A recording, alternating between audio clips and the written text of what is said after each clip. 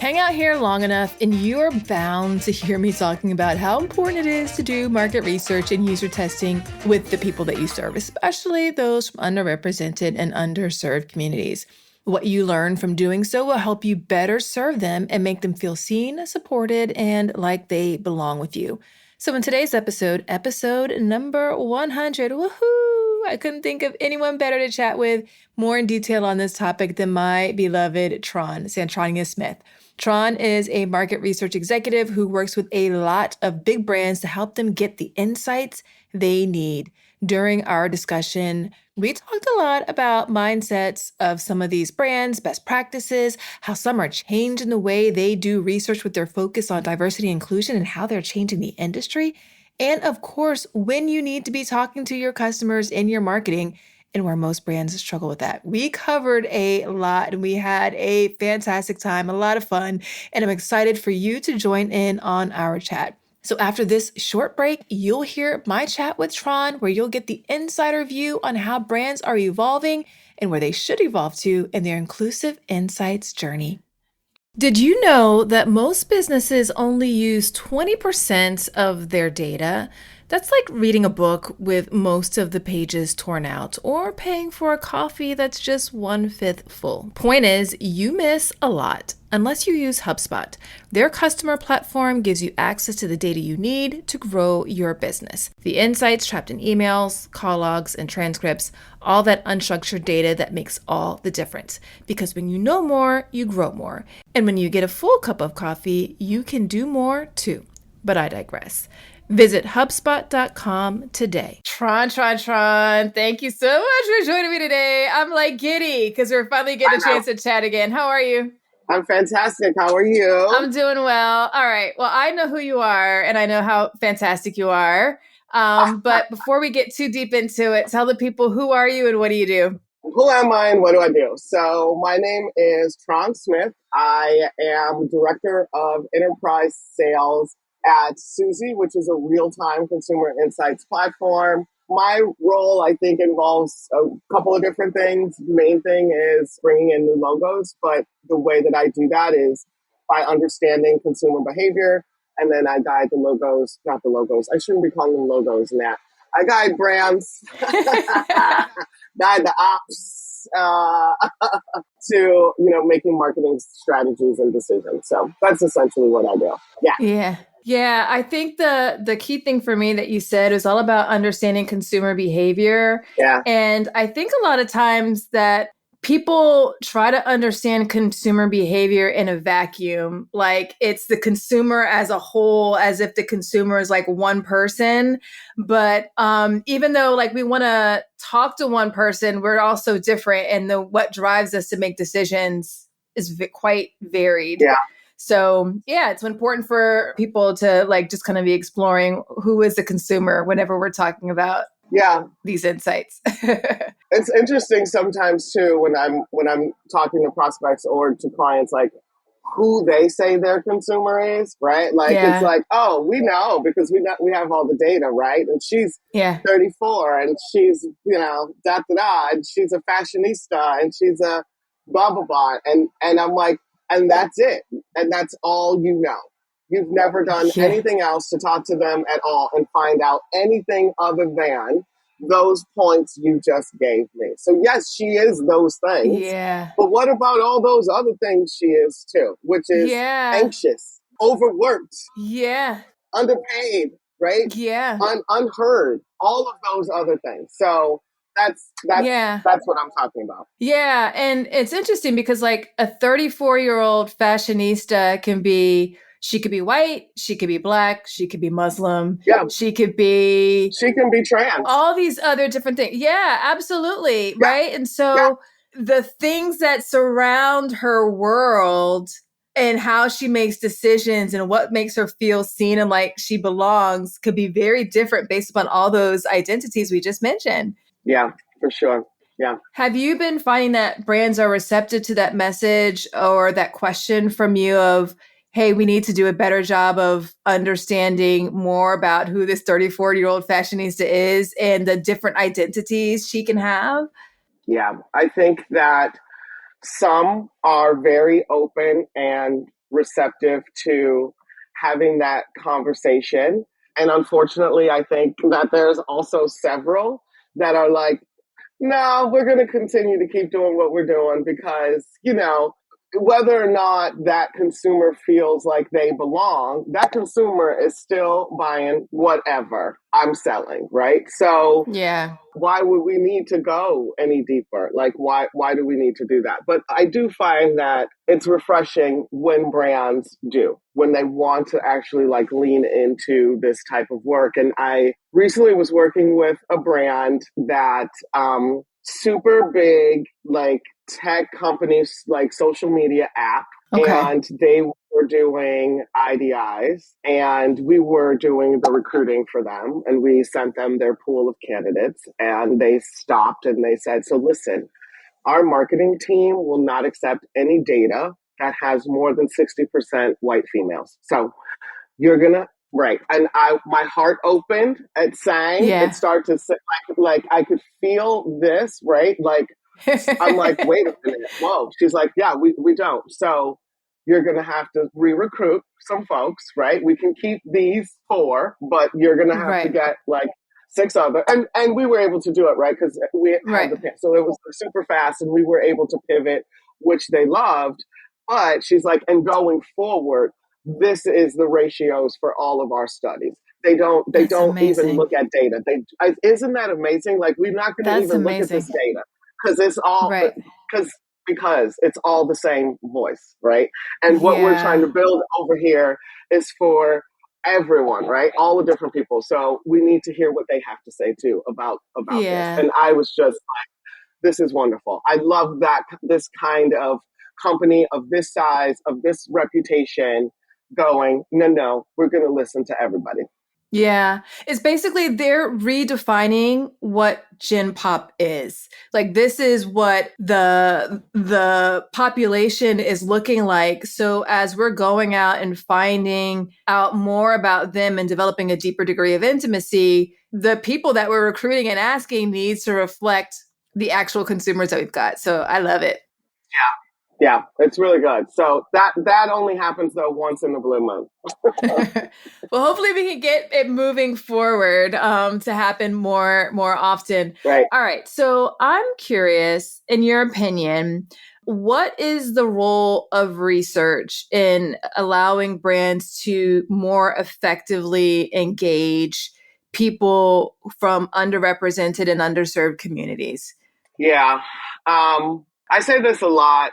My saying is that diverse voices need diverse ears. I also Yeah. say it like, you can't understand the data because you don't even understand why I'm saying what I'm saying, right? Right. So Yeah. that your Yeah. your data is going to be off. But I think it just what the research allows folks to do is just dive into a little bit more of the cultural nuances, right?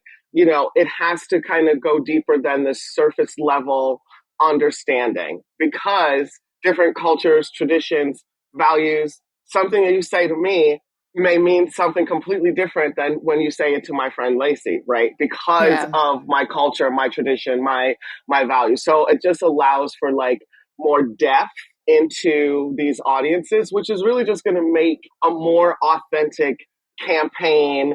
Your messaging is going to be more refined and it's actually going to resonate with the audience that you wanted to. Imagine that. Imagine that. Your message actually resonating with the audience that you wanted to resonate with. Wow, what a novel idea.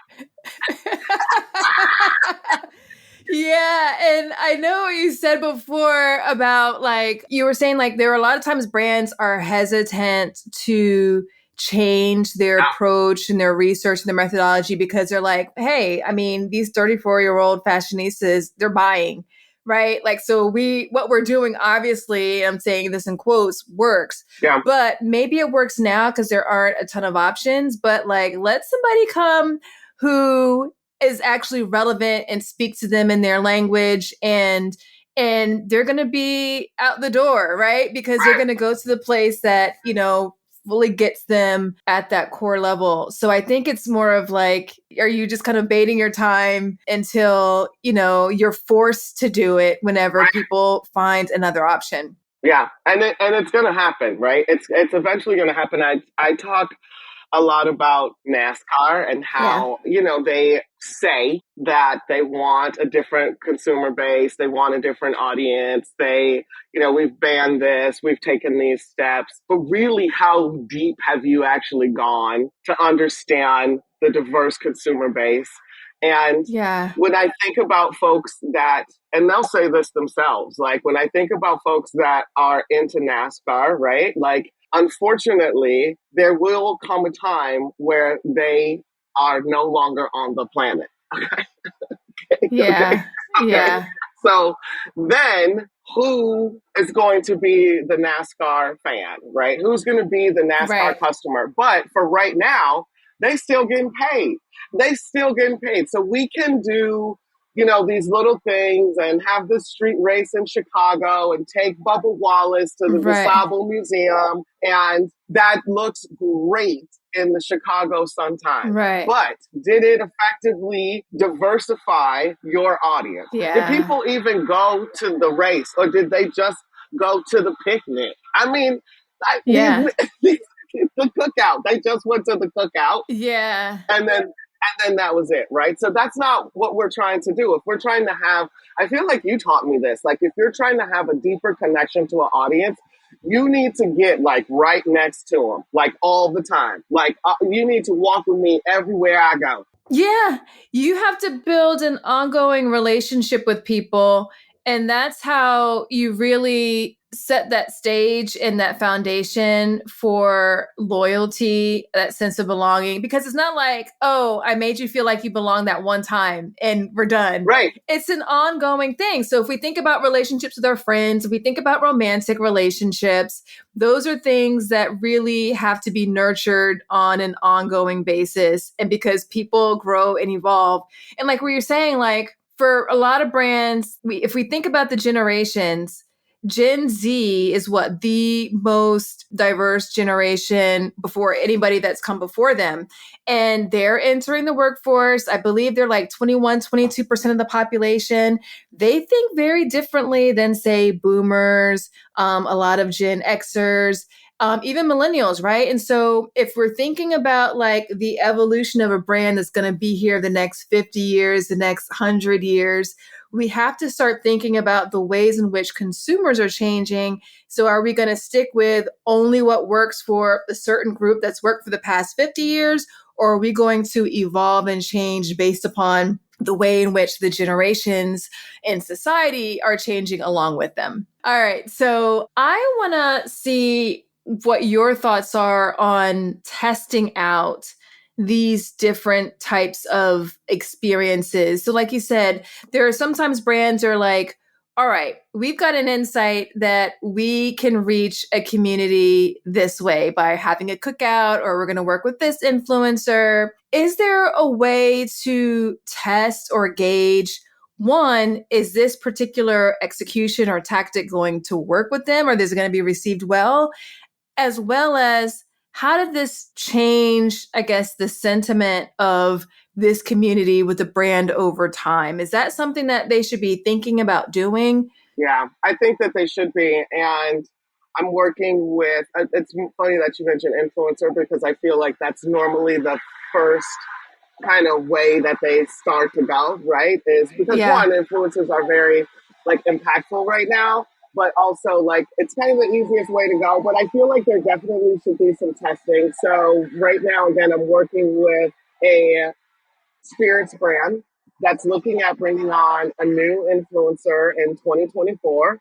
Okay. So the first thing we're going to do is a monadic test on all the different influencers that you have that you want to kind of be a part of this brand and get some feedback that way from the target audience specifically, right? And then kind of from that list, bring them into some focus groups and talk about why it makes sense for Idris Elba.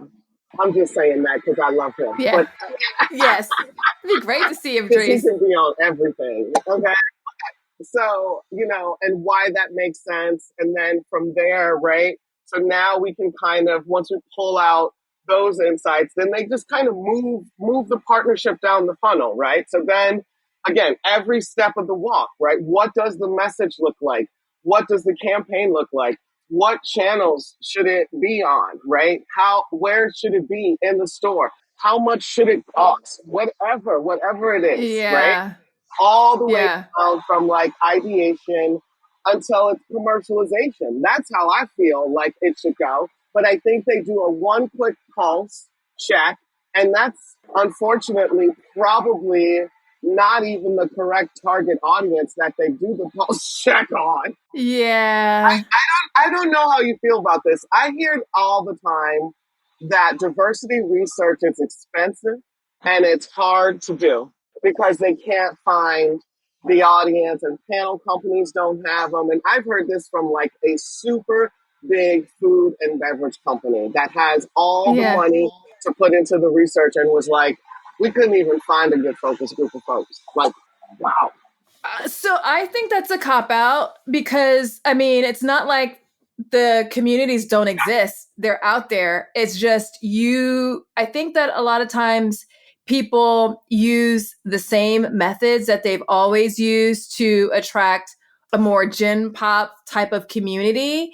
And if they use the same methodology to attract other communities and it doesn't work, they just say they're not out there. Whereas you really have to have a degree of intelligence. And that goes back to that relationship building that we were talking about before to Yeah, understand this is how you engage this community. This is how you find them because it's not like they don't want to give their opinion. They want to I know. be involved in the process.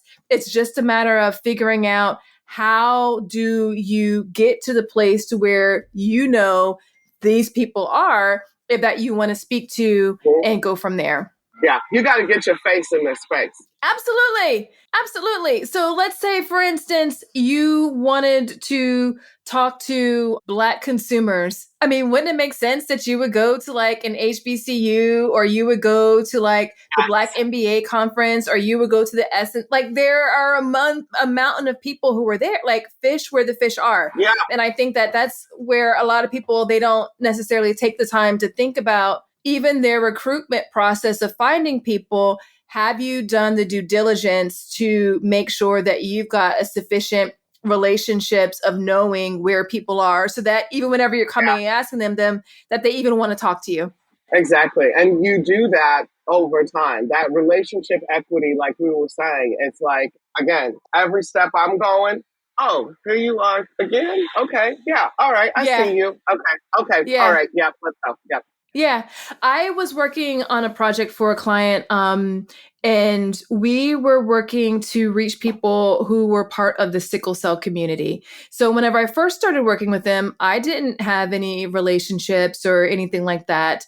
And then we did a phase 2 of the project later on, and I was the one responsible for recruiting in this aspect of it. But by now, I had already sort of built up some relationships. I was able to go and reach out to people directly and was able to find them because I went where the people already were and had those connections in existence that were maintained over time. And a very small community, it didn't take a ton of resources to be able to find people from that area. And so it's just a matter of like, are you using methodology that is going to yield you results, or are you just assuming that there's only one way to do it? And there's not. There's never just one way to do anything. No, I hear you on that one. Yeah. Okay, I've got another podcast recommendation for you. It's Augmenters, hosted by Julie Meyer and Jimmy Edgerton, and it's brought to you by the HubSpot Podcast Network, the audio destination for business professionals. So on this show, Julie and Jimmy dive into mentoring and explore ways to augment and refresh the mentoring environment. They're using 8 core principles that weave relevant spirit guides and diverse guests, and Julie and Jimmy use a lot of humor and practical tips to help mentors and mentees get further faster together. There's so many great episodes to tune into for this show, but one that you might find especially interesting is their latest episode, number 120, Mentoring Across Gender, Men as Allies and Mentors. Listen to Augmentors wherever you get your podcasts. All right, so I think that probably poses some of the issue if people aren't like that initial brand that you were talking about in the beginning. Their expectation is that they will have a diversity of their respondents, whereas other people are like, oh, we can't find them, so we're just going to keep, going on. Right. That changes your results and the impact. And I love how you were talking about like it needs to be something that's iterative, because I do find that sometimes whenever I'm looking at different campaigns, it feels like it's based upon a very stereotypical, superficial insight about a particular community that doesn't have sufficient depth to it. So it almost feels like we read a research report about Latinos. We read a research report about, people who are part of the LGBTQ plus community. And so we're going to go through and we're going to create campaigns and executions and products that fit this narrative based upon this research, but doesn't necessarily actually include a nuanced and intersectional voice that really accounts for that community as a whole. Yeah, and I think that goes back to kind of what I was saying a little bit earlier, where it's like you've done this little one phase and this is it, right? We're going to go off of this. I don't have to tell you about, we've talked about Aunt Jemima and pearl milling and all of that. Yeah. Like the brand, then the rebrand flop. It's like that is what I'm saying. It's like it lacks cultural sensitivity. It's not really a comprehensive understanding of the target, right? Like it's like, okay, we've done this little thing, and then this should be what we could do going forward, and that's not, and clearly that wasn't enough, and that's why they had that debacle after they even changed the name. Like, are you actively listening? Are you listening to the communities? Because if you are, then that's when, the campaigns perform well. I feel like Puma just did a really great, like, hip hop and 50, like Puma, like celebrating. And it was absolutely like so cool, authentic. It was effortless in who they were trying to talk to and who they were trying to reach. So I knew who the target was. It was me. And I felt it, right? I was like, y'all did that for me. And I appreciate that, right? Yeah. But then we have I feel like 2 years ago we had, we're in Black History Month right now. Now that I mention it, we had Bath and Body Works putting kente cloth on cucumber melon candle. Yeah. I know cucumber melon when I see it. You don't smell it. You don't put a kente cloth on that. Yeah. And interestingly, I actually went into Bath and Body Works a couple weeks ago, and they have a new campaign, which is actually called Everyone Belongs. And they actually had folks of color, people of color that actually made a couple cents for them. And they were selling, their candles and that of such. It was only 2, but I felt like it was good. Yeah, I felt like it was great. It's a progress. It's a progress, right? It's slow walking. We go slow walk them. That's what we call it. Yeah, I feel like they did more research. They definitely did research around the name of the campaign, right? Like everyone belongs and everyone deserves a place where they feel safe and where they feel respected and valued.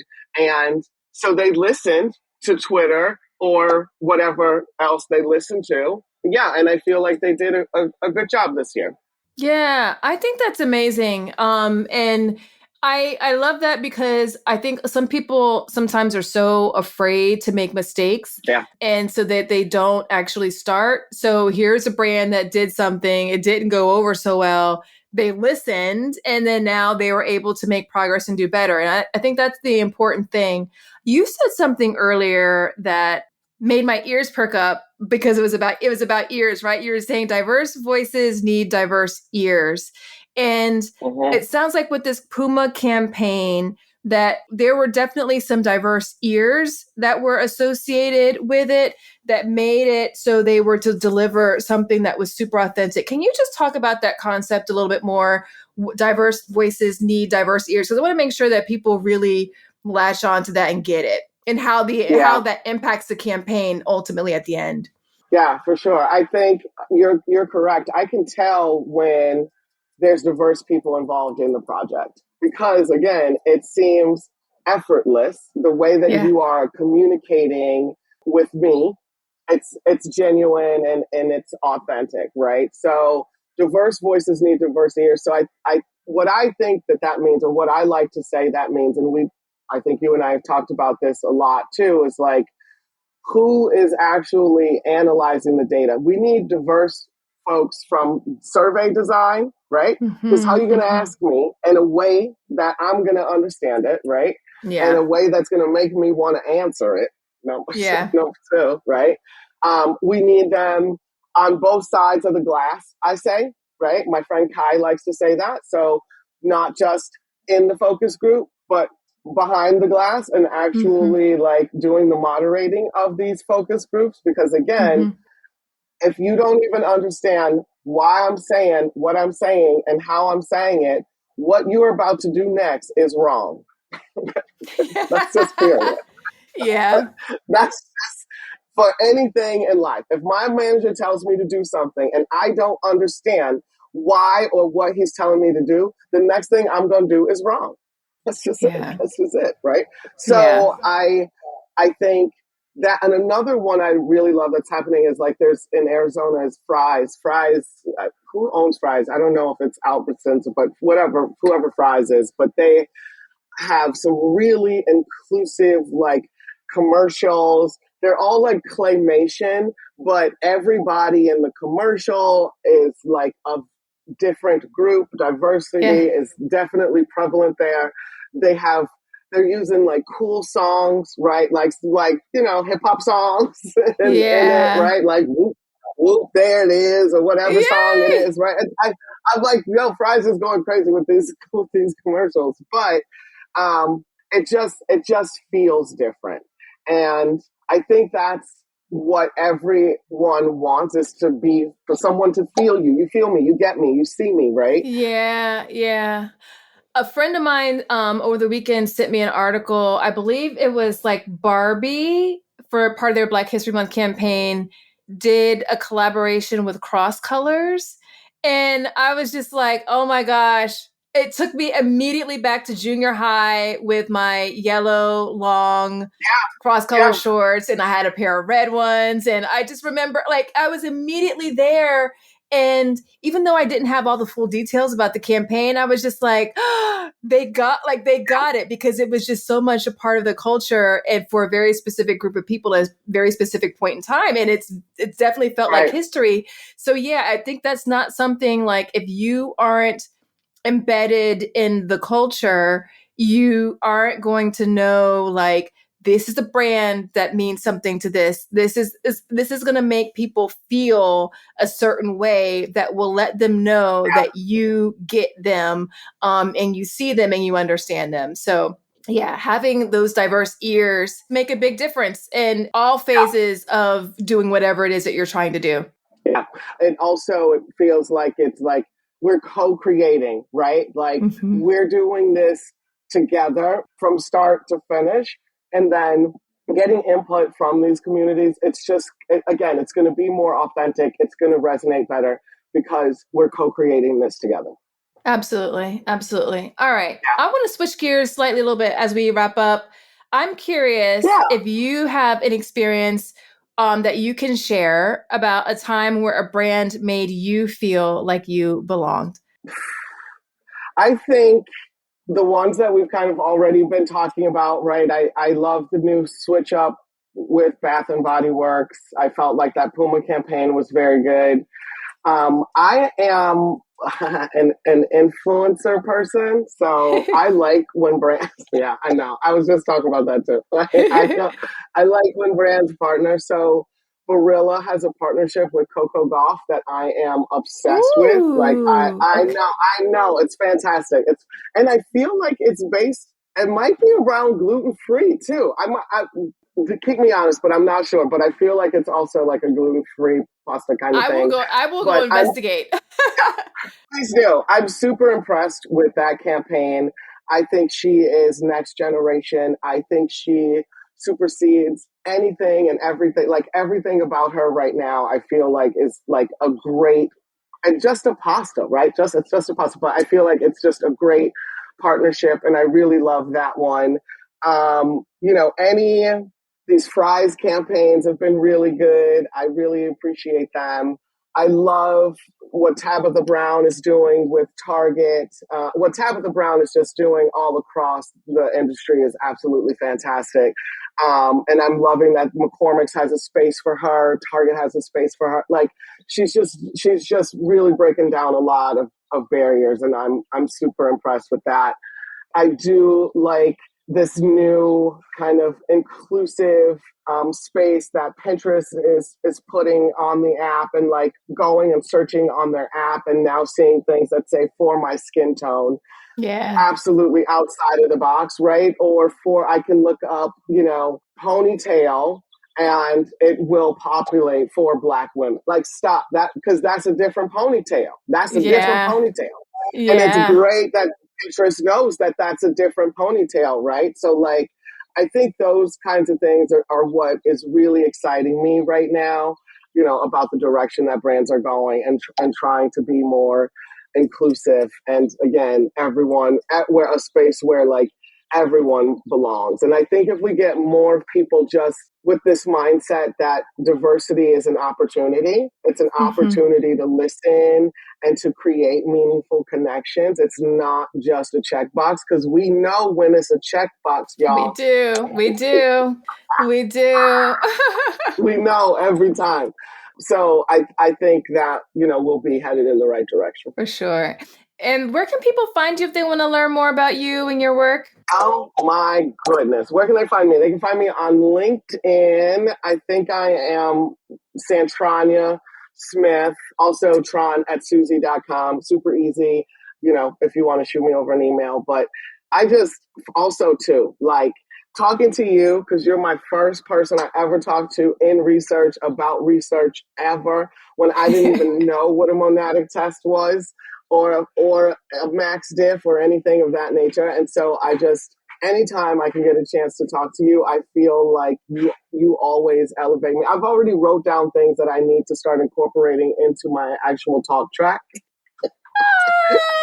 when I'm talking to these brands. So thank you just for inviting me and having me to talk to you. Oh, the pleasure has been all mine. It's been so wonderful to see your evolution and your growth, and you are like dominating in the space, and I love to see it. We need more. We need more Tron, and we need more of the types of things that you're doing. So glad. Oh, thanks, Sonia. Any parting words of wisdom for marketers and business leaders who do want to do a better job of making sure that they are getting the voice of a broader diversity of consumer so they can be more authentic and effective in their marketing?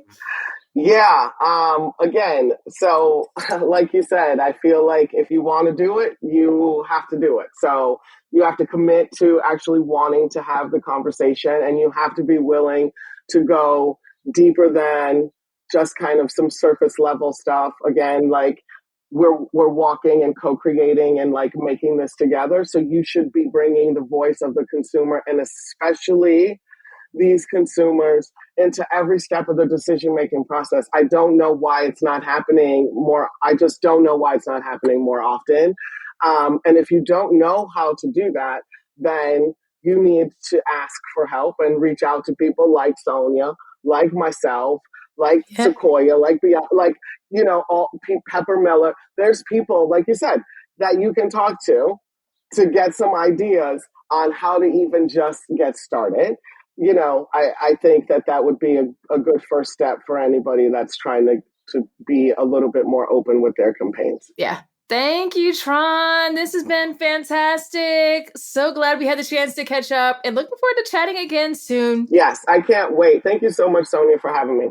Man, Tron had so many wonderful insights to share, and I hope you enjoyed that discussion as much as I did. The thing that really sticks out in my mind is that one brand that she talked about who are saying, Miss Lynn, our marketing team will not accept less than this degree of diversity in the respondents that you are sending back. And I just think that it's a wonderful thing showcasing just that inclusive marketing is a future and the future is here. I'm curious to know, what was your most interesting takeaway from this conversation? Definitely let me know. And if you like this chat, I would so appreciate it if you would leave a rating and review for the show in your podcast player of choice. It really does go a long way towards helping more people discover the show. Once you've left that rating and review, go ahead and share the show with your friends, colleagues, and your network. I like to think that it helps more people practice inclusion in their marketing and help more people feel like they belong. Quick question for you. Are you getting the Inclusion and Marketing newsletter? Like, really, if you're not, what are you even doing? Each week, I send news, tips, insights, stories, and all kinds of good stuff to help you build an inclusive brand that attracts and retains a diverse customer base, all while helping you grow your business. Go to inclusionandmarketing.com/newsletter to get signed up. I'll drop a link to that in the show notes for you so you can get access to it easily. Until next time, remember, everyone deserves to have a place where they belong. Let's use our individual and collective power to ensure more people feel like they do. Thanks so much for listening. Talk to you soon.